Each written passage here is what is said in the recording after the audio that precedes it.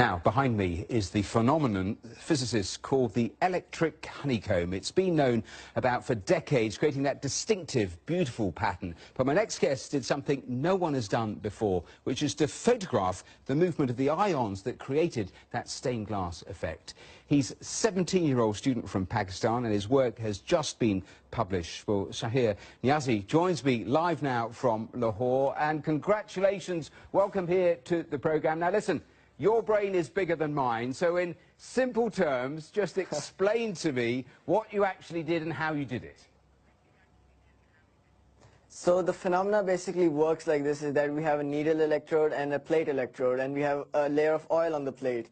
We pass a high voltage through the system, which creates ions at the needle point, which go towards the ground electrode to gain their electrons back.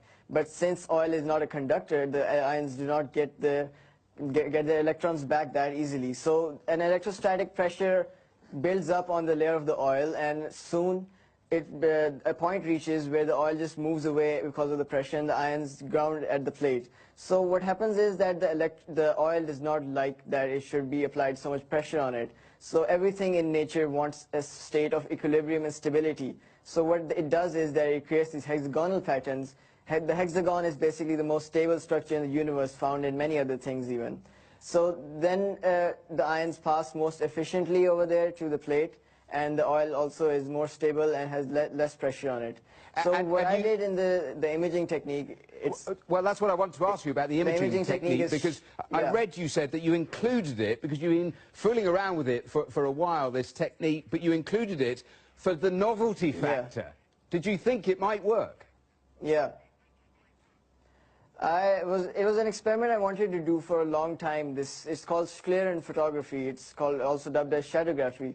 So I had the setup made, and I thought that why not put this setup in it, because we had the heat gradients related, which I also added in my paper. So I thought, because the method of photography was to measure heat waves basically. So I had an idea that maybe it will work, and when I actually put it in the system, it did actually show me the ions coming down in the form and heating up the residual heating up the air in the process. And we're seeing that photograph.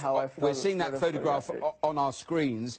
How exciting potentially is something like this? Because I read you mention biomedicines, printing. How can this be used, do you think? Exactly, like in biomedicine, we can use this like to supply a drug into a human body and then take it to a target organ without having it spread all around the body. And then it's used in printing, as it can, like, you can control the spread of a droplet of oil using these electric fields.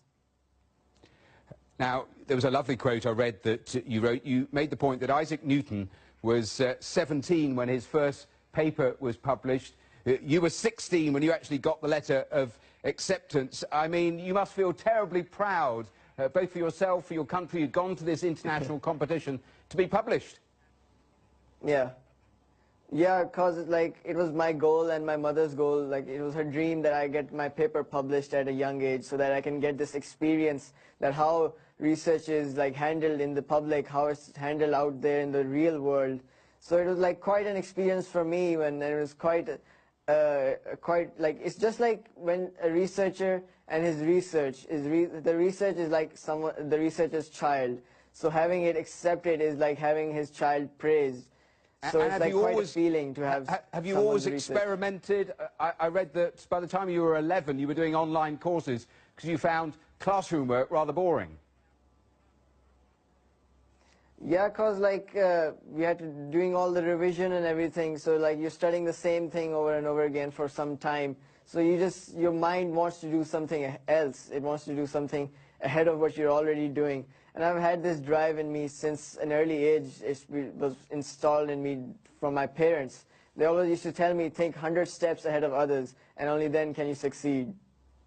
Well, Shahir Niazi, thank you so much for taking time to speak to us on today's Global. Thanks.